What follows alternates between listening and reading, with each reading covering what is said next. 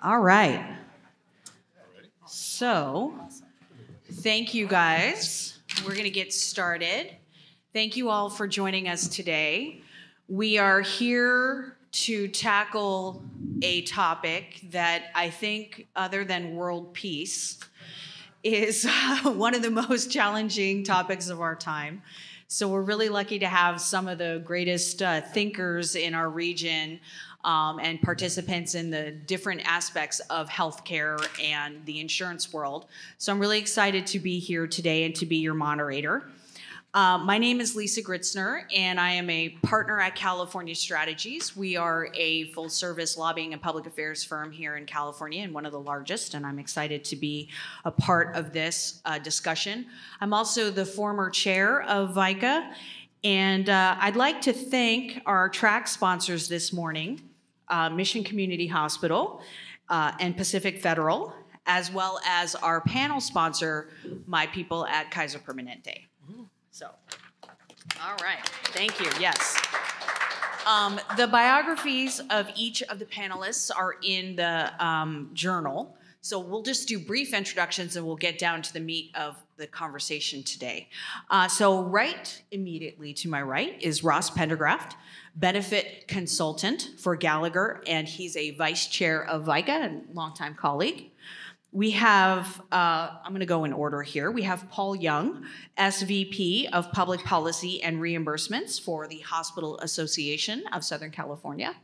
We have Jim Thiering, the CEO of Mission Community Hospital and VICA First Vice Chair, and Gretchen Pugliese, the Area Vice President for Kaiser Permanente. I'm going to ask each of them to make just a little introductory statement. And then we can, well, actually, I should read my script because Stuart would be mad at me. As we all know, insurance plays a significant role when it comes to healthcare coverage access and affordability. This panel will explore the critical relationship between insurance companies and hospitals, by the way, demystifying this for all of us here, and the rising cost of insurance, as well as the significant investments at the federal and state levels aimed at expanding healthcare coverage. Panelists will discuss these pressing issues and anticipate the impacts of healthcare accessibility on the broader industry. So I'm going to give each of them a few moments to introduce themselves and to make an opening statement, and then we'll get into some questions, and then we'll have some time for some Q&A from folks here in the room as well. So, Ross, would you like to do your introduction? Thank you, Lisa. My name is Ross Pendergraft, and you all had access to my biography in the pamphlet. But I will tell you, I have been an insurance broker for over 30 years. So I'm one of those people that is referred to as one of the old timers in the industry. But I think, well, not as old as Paul Davis. Rookie. But you know, it's interesting. I've had a very interesting career. You know, when I first started in insurance, the game plan was take your clients to lunch or take them on the golf course, and that's how we did business 30 years ago. But today, that's all different. If those brokers are still doing that, they're probably not in the industry anymore, because our industry, the insurance industry, has become a very specialized industry, and it's up to us to come up with ways to help our clients really to put in plans that make sense and do that are affordable. So I'm not going to speak anymore, but I do want to mention I have three of my colleagues, Sunny, Joel, and Rosa. So if you're so impassioned that you need to talk to us, you know, reach out to them. And I do want to mention Paul Davis. Medicare is so simple. Everyone, I think, understands Medicare. But if you happen to be someone who doesn't understand Medicare, Paul Davis is the guy to talk to. Paul? Yeah. Hi, so good afternoon. Paul Young with the Hospital Association of Southern California. This is the trade organization that represents approximately 170 hospitals across 6 counties here in the Southern California region. Been fortunate to work with people like Jim Thiering here, who is a CEO at one of our member hospitals. And I've been in the game for, believe it or not, 25 years now. I am always saying I'm a recovering health plan employee. I did 12 years at Blue Cross Blue Shield before joining the Hospital Association of Hawaii. And then after spending time there, I moved here to Southern California to work here in the LA region. It's been quite a journey. I would say when I started, I heard Medicare. Yeah, I mean, Medicare, the Medicare Modernization Act of 2003 was passed a couple of years after I started in healthcare. So, I mean, if for those of you who didn't realize that, Medicare didn't cover Part D or didn't cover prescription drug benefits prior to 2006. So, I mean, you've had like landmark changes like that over the past just 10 or 15 years. And I'm sure there's more to come as the industry continues to evolve. Jim? So good morning, everyone. My name is Jim Thiering. I'm the CEO at Mission Community Hospital. I've been in that role for the past 14 years. I didn't start out the CEO. I came in as a CFO, but then I got out of the basement. I got to come up and still don't have a window, but at least I'm out of the basement. And prior to that, my first entry into healthcare, I was on the dark side. I worked for the Department of Corporations in the health plan division, and I audited HMOs for a dozen years. Went to all of them. I think I spent several years in Woodland Hills back when everybody was in Woodland Hills. But glad to be here. This is a great topic. I think the folks that are talking about world peace, they're happy they're not in healthcare. They're saying right now, boy, I'm glad we're not in healthcare. So look forward to the conversation and see what we can get some good information out there and seeing how we can work together to ultimately service the folks that we've been entrusted with their care. Gretchen? Yes, hi, my name is Gretchen Puglisi. I'm an area vice president here with Southern California, Kaiser Permanente. And we have been a long-standing provider of services throughout the city of Los Angeles for over 65 years. And when I think about the journey that Kaiser's been on, particularly within the San Fernando Valley, this concept of having, I think our first facility was in Panorama City 62 years ago. In fact, we just celebrated our 62nd birthday of that facility, so that's very cool.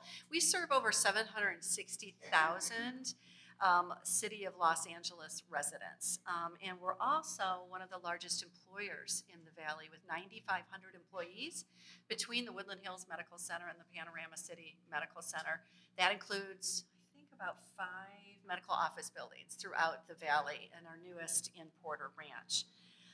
We're also committed to the community, which I know everyone in this panel is as well. We've contributed over $1 billion in community grants and programs to support the Southern California region just in 2023. So we're thrilled to be here today and hope to enlighten a few of you at least. Well, I think a great place to start, just based on what you talked about, Gretchen, is really one of the biggest challenges of many is the workforce crisis. And we heard during the pandemic how many people, the shortages, and when we really needed it, it was a really critical time. And since then, people have been not as excited about getting into healthcare work. So maybe I'll start with Gretchen and Jim as people who are actually employing people to talk about what are some of the ways you guys are addressing the workforce crisis, what should be done, how can policy help drive more opportunity for people in this sector of the workforce? Well, I can start. Certainly, what would be a great policy for us? We haven't seen Medi-Cal rates increase in the last over a dozen years, and since so many of our contracts, so many of our people that come to Mission are covered under Medi-Cal or a Medi-Cal managed care plan, contracts are based on Medi-Cal rates. So that in order to certainly help hire folks, we have to pay prevailing wages. We don't compete with Kaiser, unfortunately. And a little anecdote, we've heard in the grapevine years ago that Kaiser folks at Penn City would say, go over to Mission, get in their new grad program, and then after a year, come on over. And since then, though, I think Kaiser has a new grad program. So, I mean, that's really what we're doing is trying to get out in the community and hiring folks, right out of school, training them, because that's where the bulk of the workforce is right now at the care bedside. But certainly more money from the Medi-Cal program is critical to be able to continue what we're doing. If not, what you're seeing is hospitals now are reducing services. As costs continue to increase, hospitals in particular are not able to just pass that on to our consumers because our contracts are fixed, and most of them are fixed based on government rates, Medicare and Medi-Cal. So while some of the health plans they can pass those costs on with premiums as employers in this room, we certainly see healthcare premiums increasing, but hospital side we are not able to do that, and it puts us at a disadvantage. And so you are seeing not just the small hospitals right now. You're seeing big systems making decisions about services. I live in Glendale. The hospital right up the road from where I live, Verdugo Hills, is in the process of closing their maternity program. And so this is not a small critical access hospital in the middle of nowhere. This is a hospital that's been around for a very long time. But these are the decisions that hospitals are having to make at this point because from COVID, a lot of the reserves have been eaten up, and I think hospitals in particular are still trying to recover from that. Yeah. Staffing. I think that's what we're talking about. Staffing. It's costs. Something has to give. Yeah, I think workforce development, and you touched upon it, post-COVID, there was just such upheaval within the industry nationally with the amount of nursing and other providers leaving the industry, including physicians. So one bit of advice, and I see two young people here today, if you have anyone that's seeking to enter the workforce, either as a recent graduate or even as a teenager, healthcare is the place to be for sure. Certainly because the reality is 1 out of 4 Americans will be over age 65 before the end of the decade. So this is an opportunity certainly to get wiser about what we do around healthcare, and we'll talk a little bit about that today in terms of technology and innovation, but also an opportunity for people to join the workforce. We do a lot of work associated even with the employees that we have on hand in creating opportunities for them to go back and get advanced degrees. We're doing that with our mental health programs here in Kaiser Permanente. We're allowing individuals to go back to school and get certified as a counselor in mental health, and we will pay for their education. So it is, in many ways, all hands on deck when it comes to workforce development, because the cost of labor and the availability of labor is a critical issue for healthcare system delivery in the coming decade and beyond. Yeah, and I just want to mention that in our industry, we know that there is a huge shortage of primary care physicians, and we're, as brokers, when we talk to our clients, we're faced with that all the time. And I just recently went on a PPO plan, and back in the days, it used to be, we went on the PPO plan because, we can go see our doctor immediately. Oh my God, that doesn't happen anymore at all, even on PPO plans. It took me 6 months to get an appointment with my primary care physician, and that's really just not acceptable anymore. And we, as a nation, we need to figure that out, and with the help of people like Kaiser, we need to get more primary care physicians. Otherwise, we're all going to have this problem. So one of the other issues that I think impacts, some of these cost conversations and the challenge of the workforce is the minimum wage issue that came through this past year.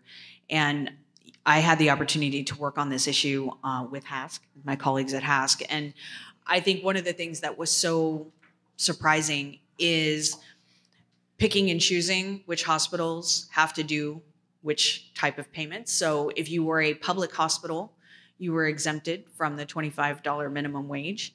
And if you were a private hospital, then you had to pay.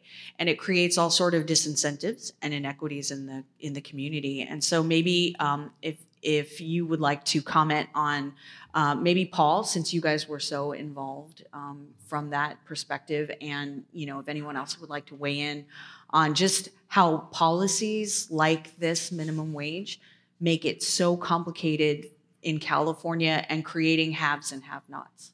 Definitely. I mean, we call it a patchwork quilt. I mean, there were multiple, prior to the state law, which actually went into effect technically yesterday, I think, during the Great Shakeout. So it's kind of interesting that it was on the same day.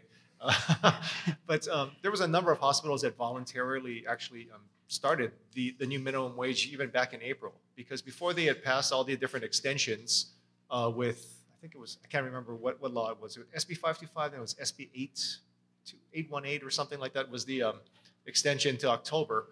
But I mean, a lot of hospitals actually went through with it because you had to basically, if you didn't know if they were going to extend the law or not, you basically wanted to implement it so that you were compliant, right, at the original date. It did create 3 different layers, but as we've discovered, I mean, even if you were in what we call tier 3, where you'd be in the lowest level in terms of the minimum wage versus the larger systems that had more than 10,000 employees who were at the highest level, so I think you started at either 18 versus the highest level started off at 22 or $23. But because of the fact that, particularly in like a valley, as an example, San Fernando Valley, you have hospitals that are tier 1, tier 2, and tier 3, but you're all competing for the same labor source. So those even within the tier 3 system actually had to bump their wages all the way up anyway. Otherwise, they faced losing their staff to other hospitals, which were relatively close distances. But I don't think our state regulators understood that. They just thought maybe it works in a rural area, perhaps if you're the only hospital, but it doesn't work in a metropolitan area because you can literally drive 20 miles down the street and be a different tier. So I think that, we are looking at so many complexities in this particular field. And I think one of the biggest challenges is that people on the regulatory side, particularly in the legislature, they don't really understand how the business works, right? I mean, I've been around this. I was the chair of the Saban Free Clinic. I barely understand how these things work. And so I think it's incumbent upon all of us to become educated and to have the opportunities to get out there and educate on key issues. And I'm curious, Gretchen, you mentioned this earlier a little bit about embracing new technologies. And how do you see hospitals and healthcare facilities adapting with technology? How does that make service better? Does it improve opportunities?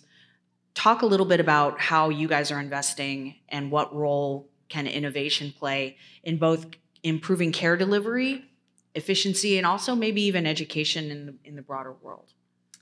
Great, and I know my colleagues here will have something to say about this as well. Certainly healthcare innovations have transformed the healthcare landscape significantly in 2 principal areas. One is around the management of chronic disease states and trying to ensure a more rapid response to complex issues, and then also assisting individuals in accessing care.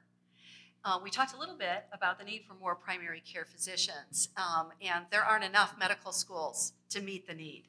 We have a medical school here in Pasadena. We get 10,000 applicants every year for 50 spots. So, that is just an amazing validation that there's a lot of interest in participating in the problem, but we are limited in the amount of solutions that we can expand upon. So we learned a great deal in the pandemic. I think we can all nod to that here at the table.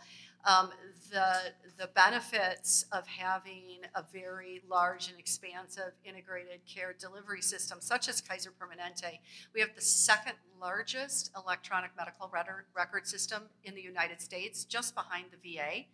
And we have the 2nd largest system that identifies biomarks in the system. So what we first and foremost have tried to do is to leverage that platform around telemedicine, most definitely, and remote consultation. So many of you may have participated in this process in COVID, where now you can access a physician or a clinician either through a telephone or a video visit. We have 86% of our members registered on a digital platform.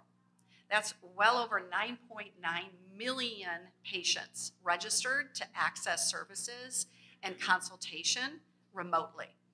We have done 7 million video visits this last year, and 50 million prescriptions ordered, 105 million lab tests viewed.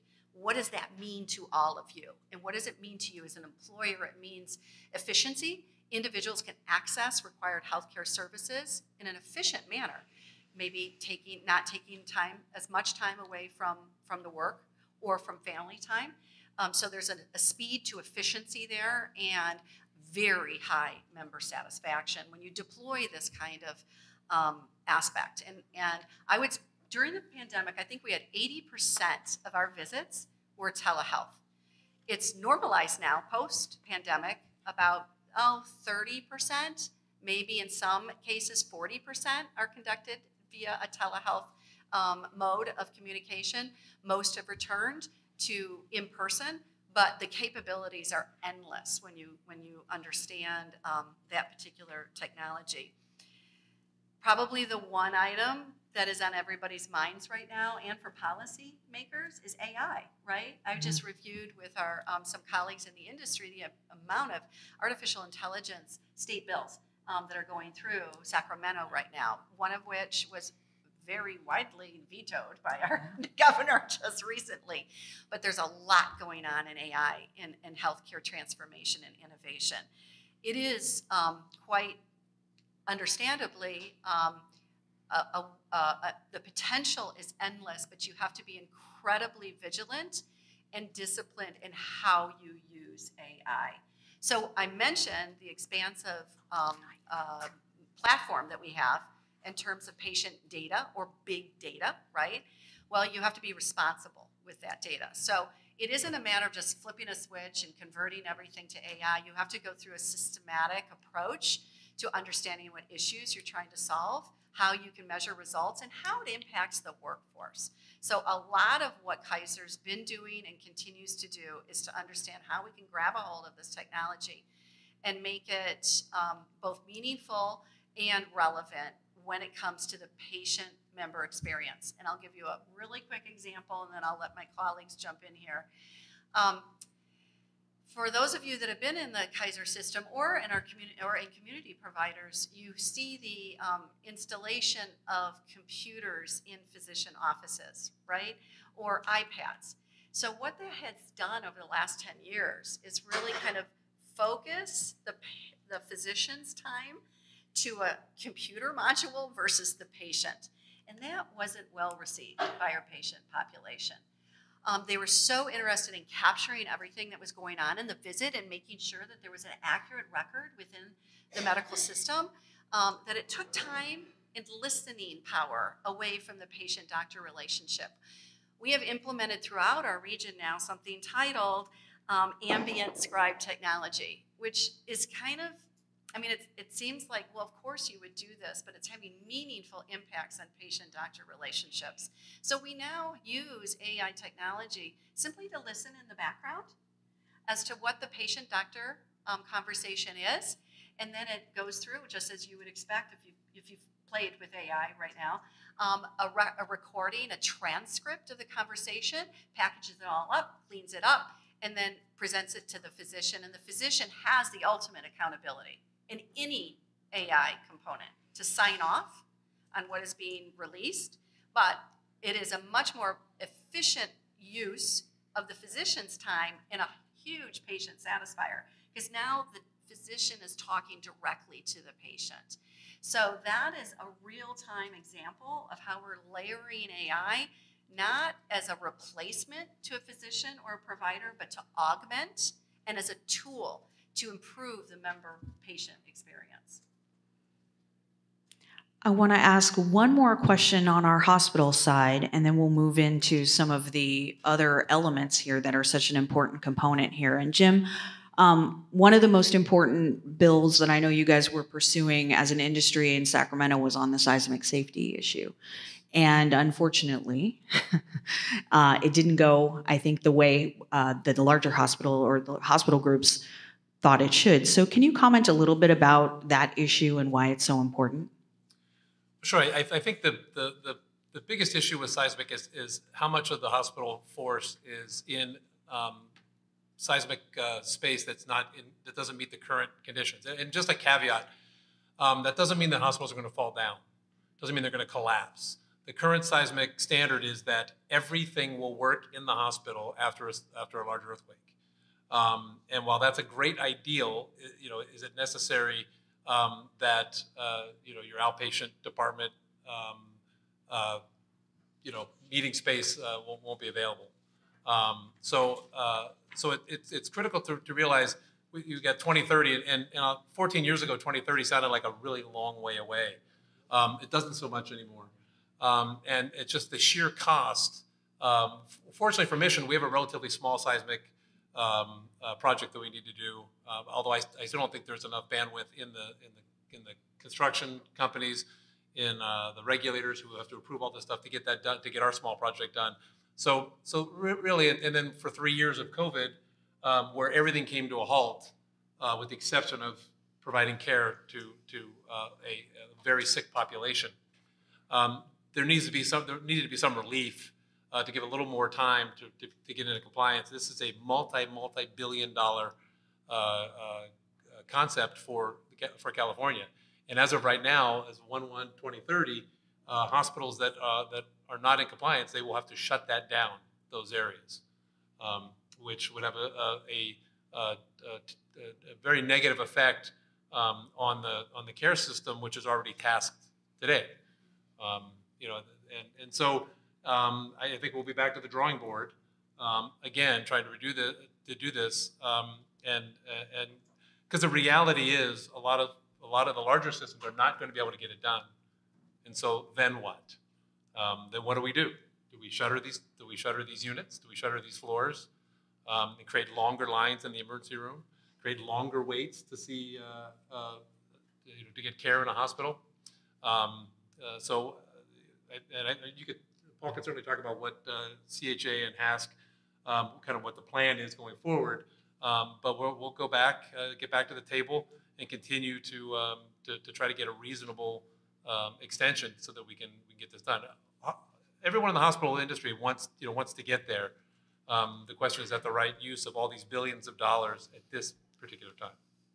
I think the issue also, and Jim had brought up funding before, is that when you look at the cost, which is in the billions of dollars, I mean, the RAND did a study back in 2019 that basically said it was something close to $100 million per building.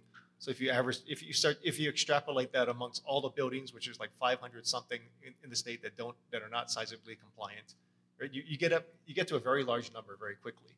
But half the hospitals in California are currently losing money on operations. So if you actually don't have the margin to reinvest back into your capital, think if you have a house and you don't have enough money to even pay your basic expenses, how do you fix the hole in your roof, right? That's sort of what the hospitals are going through right now. And it's not just smaller systems like gyms, it's larger systems are losing money too. So it's this conundrum of where do you get the dollars from, right? In order to do that. And oh, by the way, our largest expense is technically labor, and the state just raised our labor cost arbitrarily just as of 10/16. So you kind of, literally we're in this rock and a hard place. There are some seismic, I would say, carve-outs for the small and rural hospitals, but we haven't seen anything for those in the urban area, right? Again, small rural, so you're thinking more like in our northern counterparts, but not within the Southern California region. We really don't have rural areas here in Southern California, except for Catalina Island is considered rural, and we have a couple of rural hospitals out in San Bernardino and Riverside County because of just the size of those counties. So, I mean, but it's really almost like a piecemeal approach because we're not sure what the governor will do the next time around. We can't just go out with the same type of bill because what's the odds he's going to veto it again, right? I mean, that's Einstein always said, doing the same thing and expecting a different result is the theory of insanity. So now we've talked a lot about the challenges on the hospital and the service provider front, and I think it's time to switch to the personal side of the equation here. And Ross, with healthcare costs increasing, what role do employee benefits and wellness programs play in helping companies manage expenses while supporting employee health and also working directly with all these providers to make the system work better? Oh, you got me. And thank you very much. That's right. I just want to reiterate part of what Gretchen had said earlier. Kaiser is one of those excellent models in which they are so efficient with their healthcare. I can tell you, Rosa, my right-hand person over here, when we have clients with Kaiser, we love it. We never get complaints. We never get issues. We never have problems with referrals, prescription drugs. We never have any of those problems because Kaiser makes it so efficient. And that's what we love. And I tell you that because if you're an employer, wouldn't you want a program where your employees have a program where they're not having to deal with these issues? Because guess what? While they're at work, they're sometimes or will be on the phone trying to solve these issues. And when they're with Kaiser, they don't have those issues. Now, I'm not saying that, other carriers, there are other carriers that are also efficient, but I will tell you Kaiser is one of the most efficient. But that's what we love about Kaiser. But Lisa was asking me, what can we do about, curbing the cost? You'll have a flyer, everyone put a flyer, and one of the things that we're doing that we've been so successful, as a matter of fact, Gallagher is #1 in the nation, putting in what we call MERPs, Medical Expense Reimbursement Plans. Now, I can go into a lot of detail, but I'm not going to be given that opportunity, but I'll just put it simply, very simply. It's basically taking your existing plan, and it has to be a plan that's fairly rich because it's not going to work if you already have like a $5,000 deductible plan. There's nothing we can do to help you with that. But for clients that perhaps have a plan that's like a fairly rich, we like refer to like platinum or gold plans, $20 copay, $30 copay with small deductibles. Essentially, all we do is we take that plan and we convert it to a high deductible plan, like a $5,000 deductible plan. Now you're thinking, oh my God, you're going to tell my employees they got to pay $5,000 out of their pocket? No. What we do is we add a MERP, medical expense reimbursement plan. We kind of wrap that around a high deductible plan. And then the MERP plan basically pays all those expenses. We essentially give them a Visa card from one of the different carriers that do this. And then they take that Visa card, in this example, when they go to Kaiser, they give them the Visa card and they pay for all their expenses, their doctor, their copays, any expenses they have with Kaiser, they use the Visa card to pay all those. And that's basically all taken care of kind of through a self-funding arrangement. And that self-funding arrangement, they basically handle all those expenses. The employer's not paying anything. Basically, the employees that's being encompassed or wrapped around their new high deductible plan. And we're finding that we're able to save clients literally thousands of dollars by putting in this program. So that's what we're doing to help basically curb the expenses for employers and their employees on medical costs. And I did provide everyone a flyer here. Hopefully it'll give you enough information that you can kind of wrap your head around it. And of course, we're here to help you if you want to talk to us later. I think it'd be a good time now to see if we have any questions from the audience. We've talked about a lot of different things, good, bad, and solutions oriented as well. So curious if there's thoughts. Yes, hi.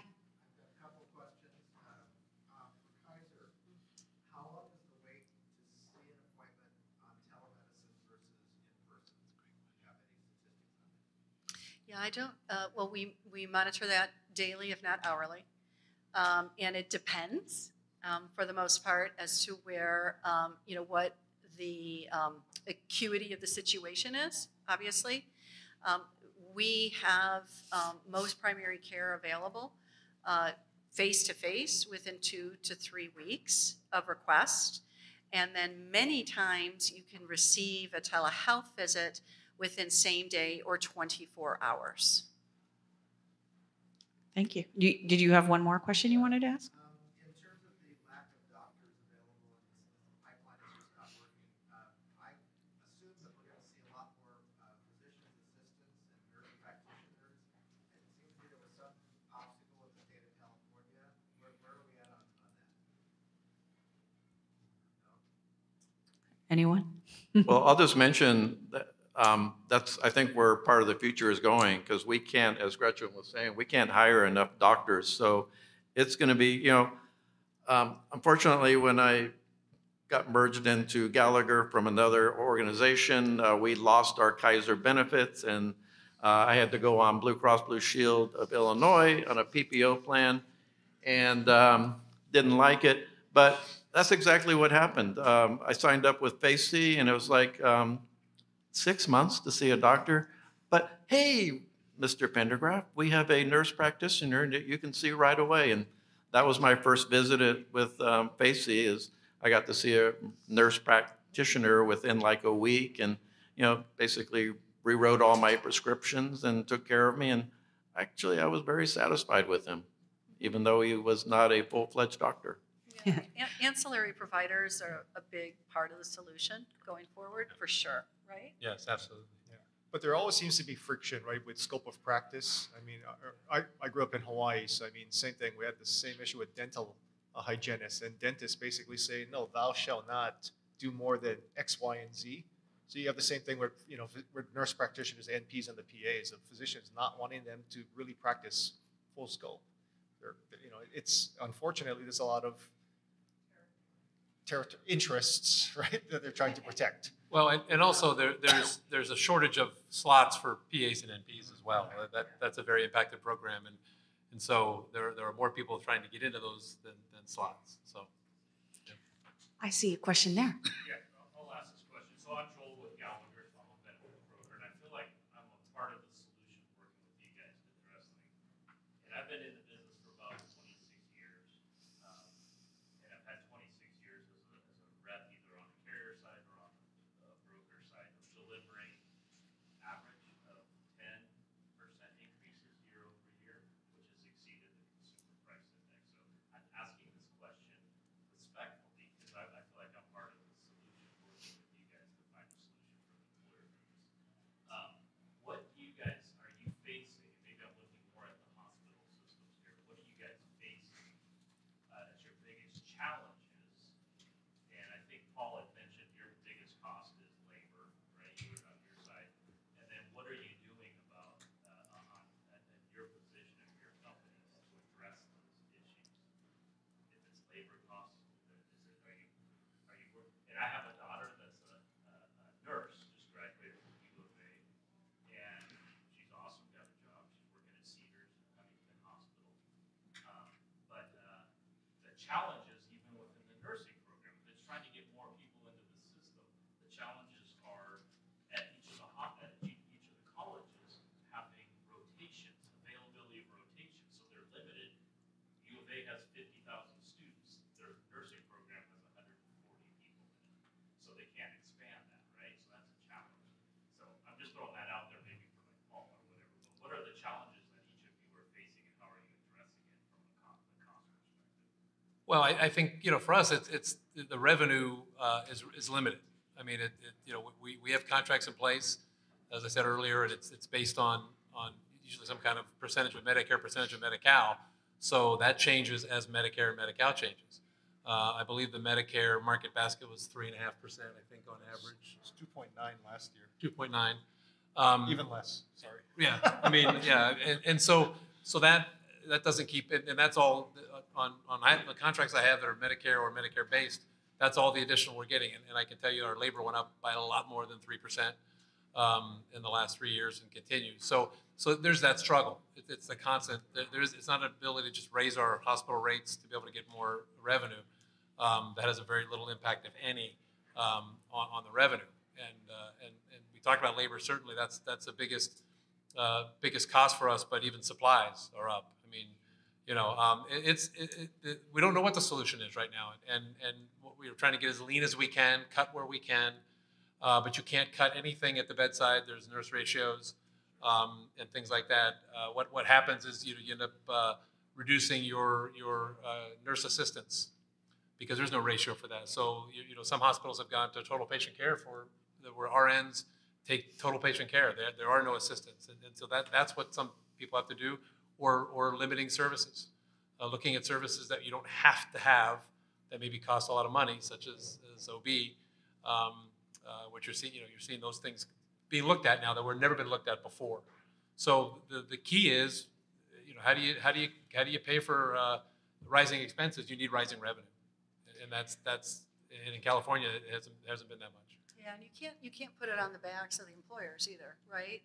Because they're competing in a global environment as well. Correct. So there is a cap. I know you don't believe it, but we actually have revenue issues too. No, of course. I know you do.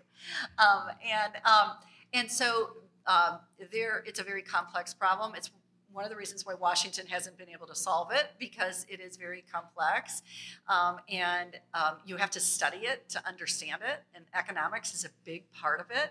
And the reality is medical price inflation is 2 to 3 times higher than any CPI in any one year.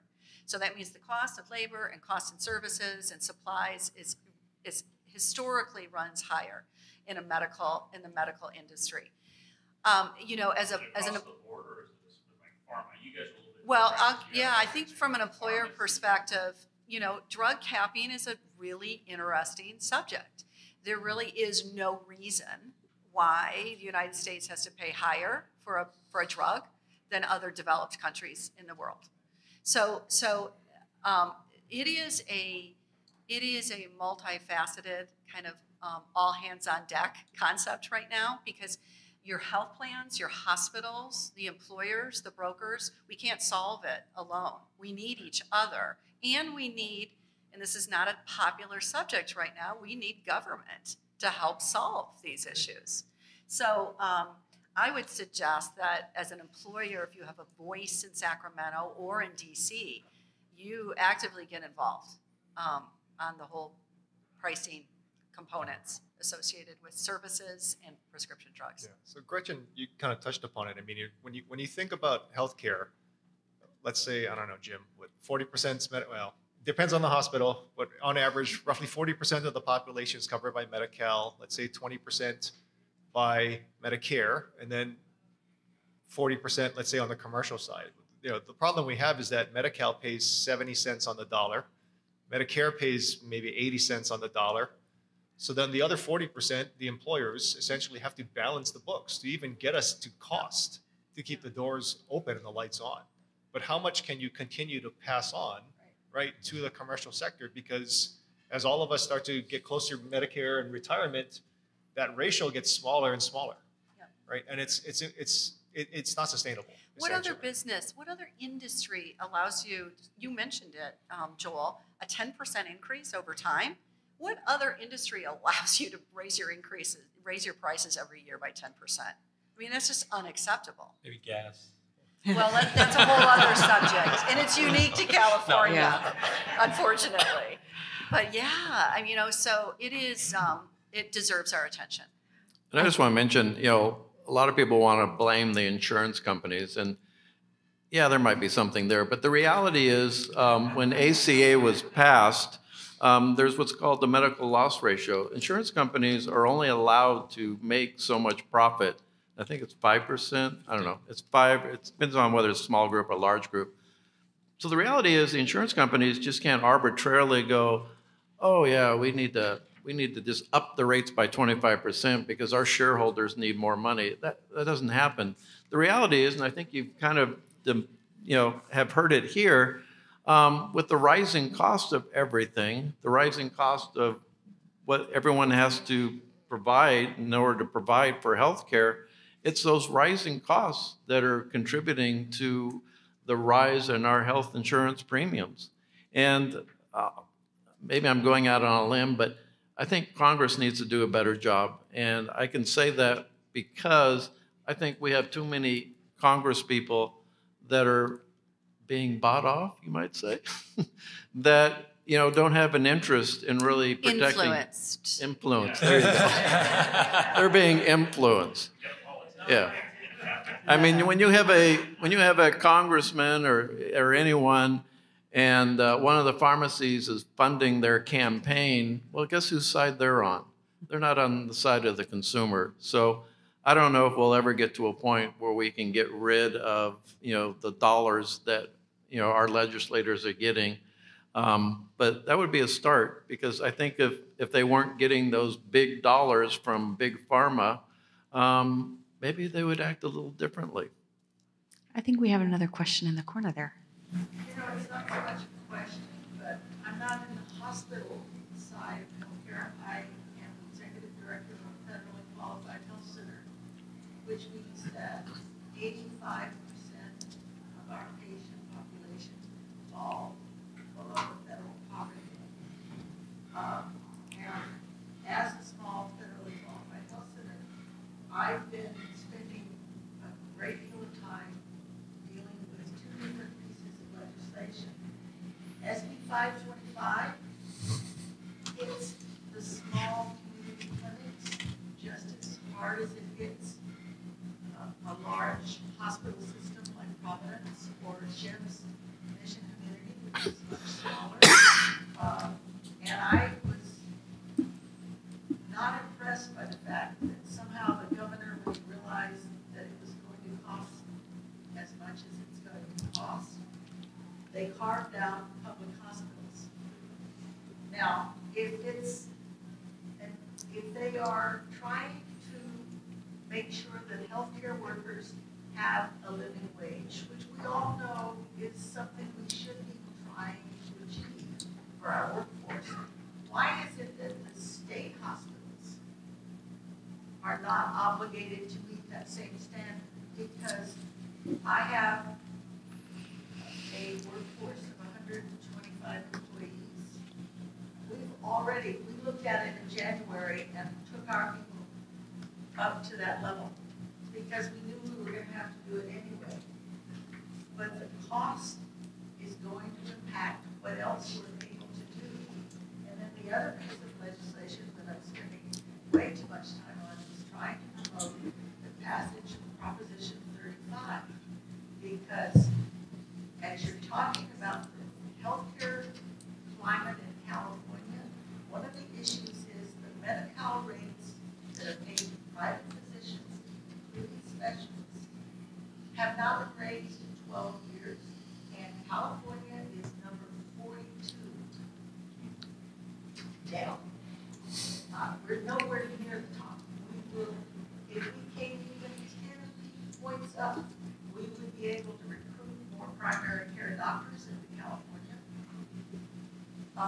Not all primary care doctors work for community clinics. They set up shop in small towns, and they may be the only provider within 30 miles. But if they have a choice when they leave residency and they find out that if they set up in some small town in central California, that this is what they're going to get paid, they're going to go to another state. So that isn't a question, that's just a comment. As CEO, I've been spending the majority of my time this last year trying to navigate how SB 525 is going to affect us long term. And how, if Prop 35 does not pass, what that's going to do to an already stressed healthcare system. And Jim and Paul, I think you probably have been in the weeds on both of those, so I'd like to hear what you have to say. So Prop 35, actually, the genesis kind of started in LA. John Backus at LA Care was actually trying to drum up support, I would say about 2 years ago.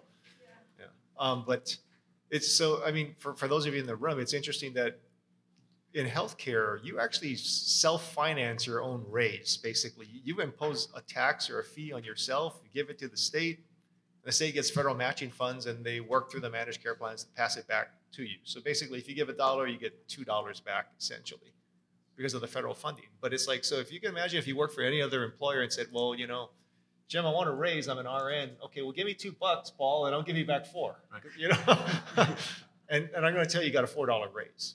But yeah, I mean, the rates, because the rates haven't been, excuse me, increased even on the hospital side, our base hospital rates have not been adjusted. It's been budget neutral since fiscal year 2013.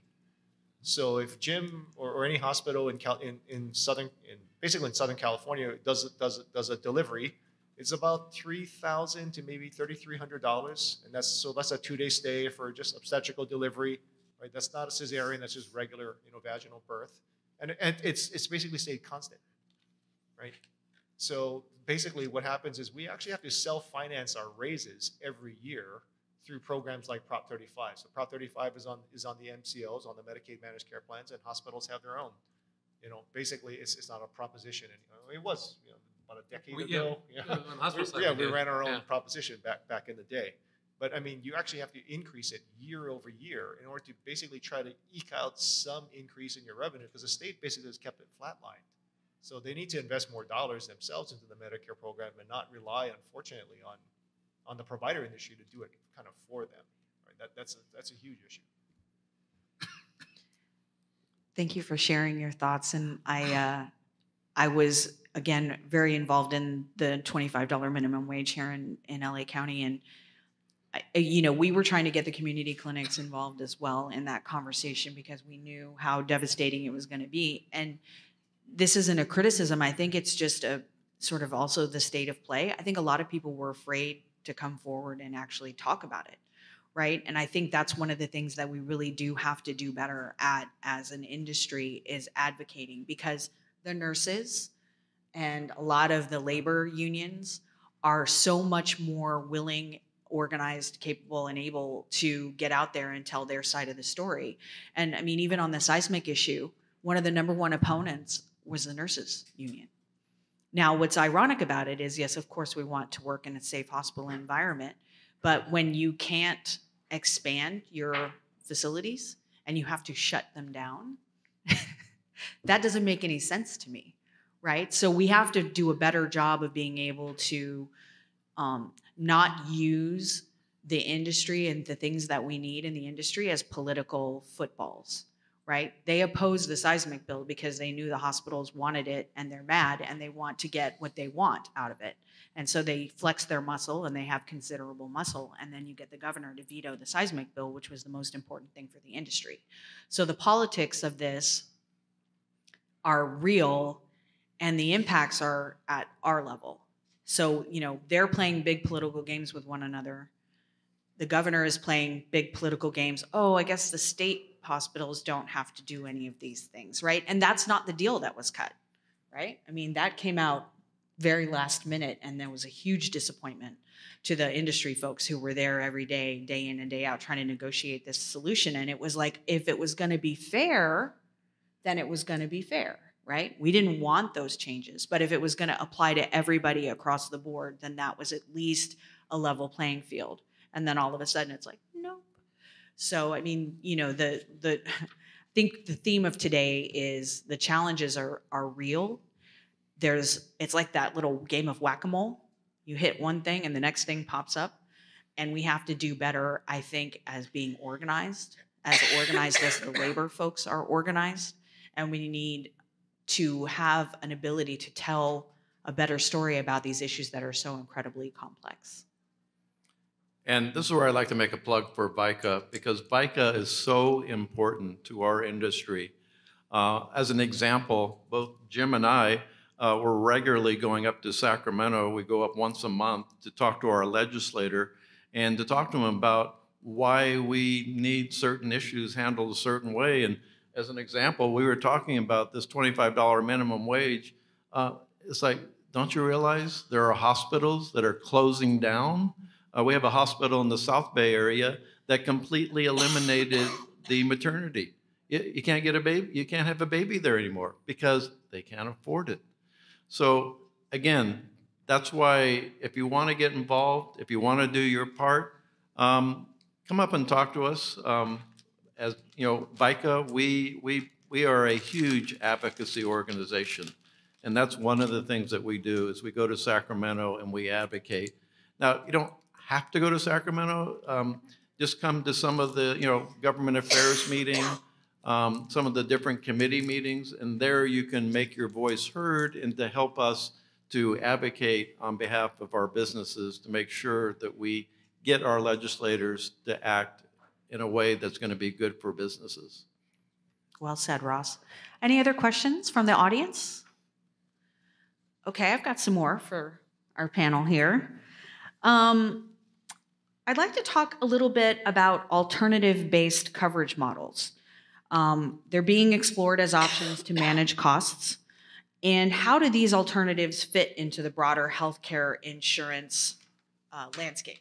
And what should patients consider when navigating such plans? And I'm going to just throw this out to anyone who wants to respond.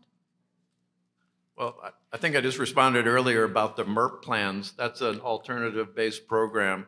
But there are other alternatives as well, such as level-funded or self-insured programs. I was going to say, you got to explain these things to us because we're mere mortals in this room who have no idea what the hell you're talking about.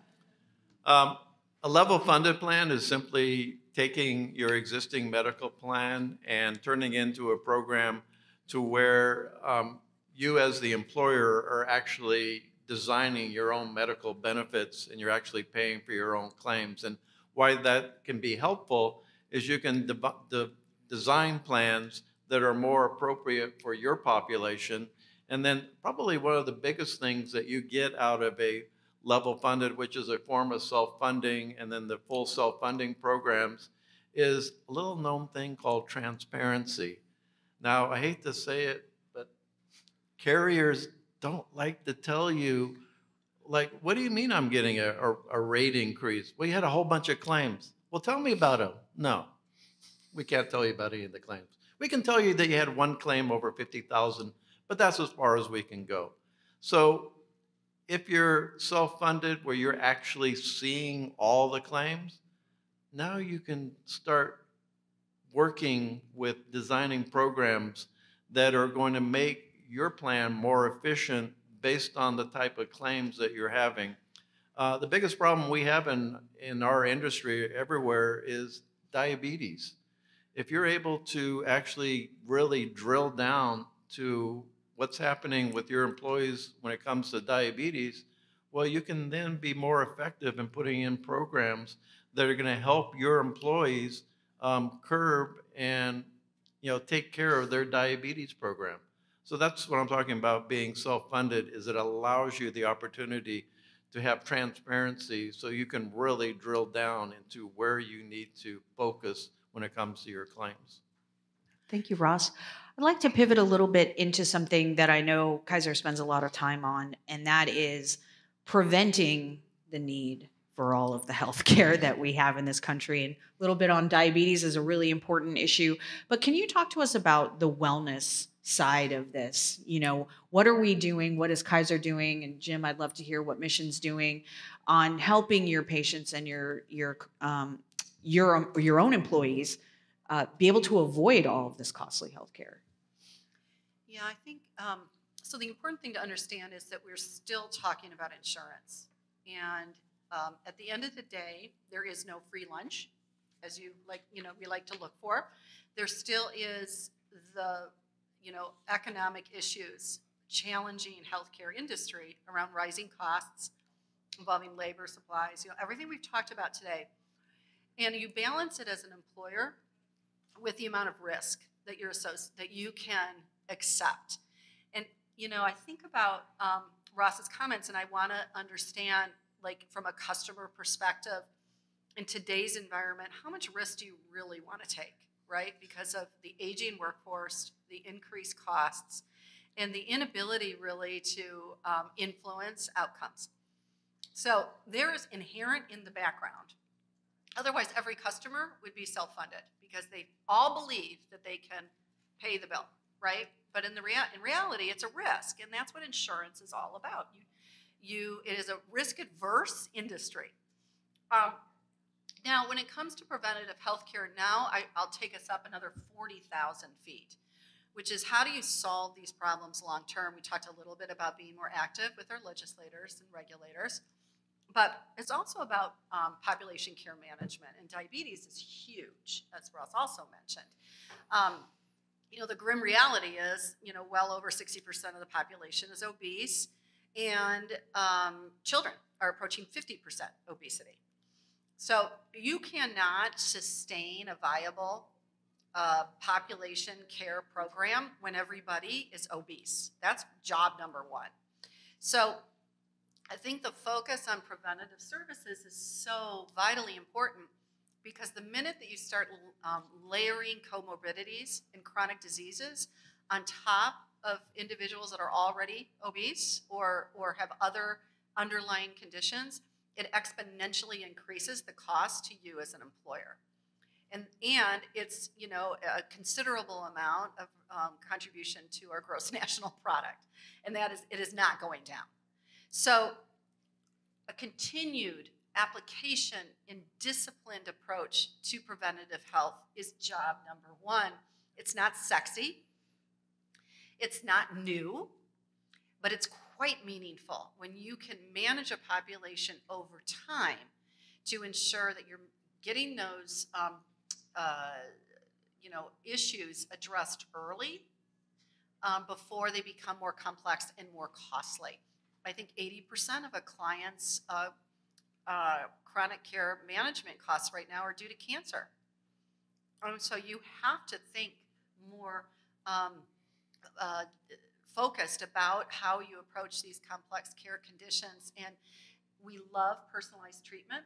And at every one of our concern is member or patient focused. We also have a societal contribution to be made about taking a look at preventative care measures and how we do that business. And I won't make a plug for Kaiser because we do it really, really well. But it is still, you know, job number one. Well, I'll make a plug for Kaiser. I'll tell you what happens at Kaiser. You go into Kaiser and you see your doctor, your primary care physician, and this is what's really unique. It's not unique in that your Kaiser doctor, this is really with women. It's like they look and they said, oh, you need your mammogram. You have not had your mammogram. Now, in the regular environment and in other situation, okay, I got to make an appointment. I got to go through all that. Well, at Kaiser, it's like, boom. They just pull it up. Okay, you got an appointment tomorrow. Get your mammogram done. Go do it. That's the beauty about Kaiser is they're able to like initiate those things right on the spot. And those doctors are right on top of what you need to have done. And if you're diabetic, they're going to be right on top of it, making sure that you're taking the proper medication, getting the proper tests, all of that. And that's what's beautiful about Kaiser. You're in a system where all that can happen really almost instantaneously. Now, I won't say that doesn't happen. Like my doctor with Facey, yeah, he's able to like direct me and do those things, but it's a little bit more of a hassle. And that's what people don't like, because they don't like the hassle of, okay, now I got to make the appointment. I've got to go through all the work, whereas Kaiser does that all for you. And I just want to finish with, on self-funding, I should make a point. Don't ever try to do self-funding unless you have a really qualified broker. Because if you don't have a qualified broker... His name is Ross Benedict. Do you know anyone, Ross? He likes long walks on the beach. So, I'll be trying to fix your car without having a qualified mechanic. Thank you. Jim, do you want to add anything on the wellness side of things? Well, I think, you know, one of the things we can all do is individually take some responsibility and be part of our own care. And that's, you know, it's kind of one of the only things where you let someone else, that a lot of people say, I have no idea what the system is. I have no idea what, but let's, you know, people need to be incentivized, not incentivized, but encouraged to be active in their care, ask questions, become knowledgeable. You know, what the old adage is, what do you call the person who finished last in medical school? Doctor, right? And so, and you know, we all have people in our lives that became doctors, and you're like, that guy became a doctor? You know, so you know, fortunately, you know, but so you gotta have to keep that in mind. Have some you know, ability to know what's going on, ask questions, talk to other folks. But you got to be the primary person taking care of your care. And know what's going on. I mean, if we can have preventive medicine that works, we're going to take costs out of the system, right? We talk a lot about we need revenue, but if we can take costs out of the system, that helps too. And I think that the last thing I'll say is innovation is huge, and that is a way that we all need to embrace. We got to find a way to be able to get down to the smaller providers like Mission, which is, you know, a standalone hospital, how we can do that, because it's also very expensive. Right. You know, Kaiser has spent a lot of money, billions of dollars on their electronic health records and their innovation. But we got to get that down to all levels, and it's very expensive. Yep. So, but that's a key to get costs out of the system, so we can continue to get care to the folks that need it. I wanted to mention that I was a small business owner for many years, and I had between 30 and 50 employees. And one of the things we really did try to focus on was that wellness aspect. So not only what are we providing in terms of your actual healthcare coverage, but like what are we doing to help you feel better? And mental health is such an important issue, right? And I do think that as business owners and operators, we have to operate differently, right? The whole idea of just come to work and don't tell me about your problems, and I'm going to load you up with work and stress and all these things.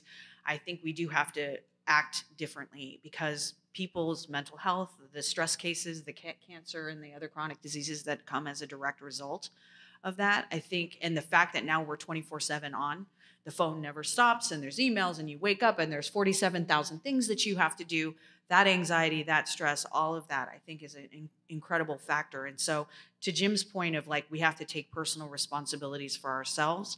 I think if we're managers, if we're leaders, if we own businesses, we have to take all of those things into consideration as well, because that stuff is driving people to the doctor. It is driving them to having very serious problems. And I think it's an important part of that conversation as well, is like every piece of the puzzle has to be thinking about this wellness and this prevention, because there's no one magic bullet that's going to solve that. If I could add to that, I mean, so one statistic out there, and you can check me, the consultants in the room, is that 5% of the population, when we talk about a risk pool, consumes 50%. This is Paul's old Blue Cross Blue Shield hat. So think about it, if we had 20 people in this room, one person would basically spend 50% of the cost of healthcare in this room, and everyone else in this room is basically subsidizing through our premiums the care for that one person. I'm sorry. No, he's checking me on that? Okay. He's apologizing. I think he might be the problem. One person. Yes, okay. I was going to say, go look up the Medicare data book. It shows this too. Yeah. You're fired. Yeah. But so, I mean, when we look at trying to take out costs, if you can help control the cost of that one person, that reduces the subsidy that the other 19 need to put in to help pay for that. And of course, on a year-to-year basis, you don't know who that one person could potentially be. Right? You could be a pregnant mother who has a neonate, ends up in the NICU for a month, and you have $1 million baby. Or one of us could have an accident. We're a trauma victim all of a sudden. That's hundreds of thousands of dollars just like that you can't plan for. In addition to all the cancers and everything else that's afflicting us in this day and age. So. Well, with that cheery final statement, we're sorry that you have experienced what you've experienced, but on a personal note, I've actually experienced way more medical care this past year than I ever expected to, and I was very grateful to having both really good insurance and also being able to be cared for at Cedars-Sinai. So, we are blessed with some of the best medical institutions in the world in our region, and I think sometimes we forget that because it becomes such a scary and crazy and costly proposition. I think California needs to step up to the plate to figure out how to keep all of that innovation and all the good care and all the best minds and the best, of everything that is possible without bankrupting the system and closing the hospitals and all of that. And so, we are out of time. We did, I think, tackle some really important topics, and I want to give a round of applause to our panelists today.